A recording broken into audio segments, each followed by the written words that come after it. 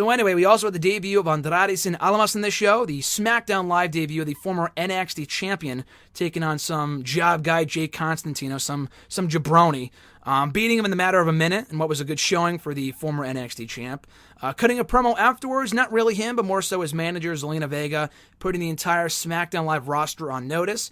It would have been great to see Almas in the ladder match of Money in the Bank, obviously not the case now, but he could still, get his SmackDown stint off to a solid start if they book him the right way.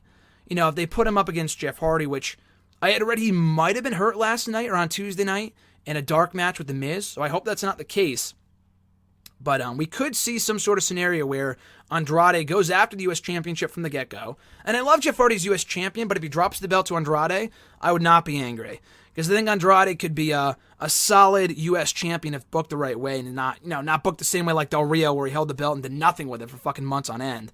But the guy's great. If you did not watch his work in NXT, or at least the last year of his career in NXT, you're really missing out. Because the guy's always been a great wrestler dating back to his days as La Sombra in New Japan and other promotions and in Mexico.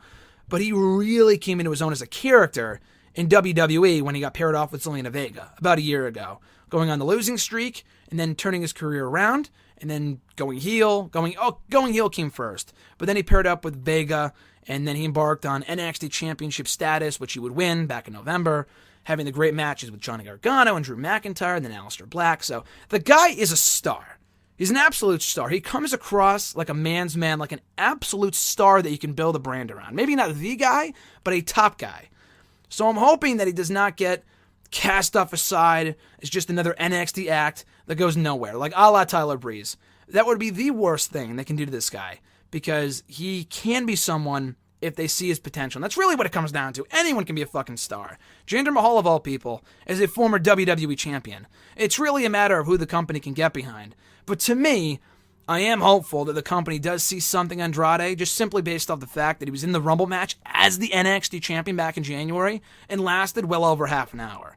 He wasn't in the match for like Hurricane Helm's time, where he was in the match for like fucking 20 seconds. Like, he had a real strong showing in that match. So I do see him going places on SmackDown. I do think the blue brand is the right fit for him.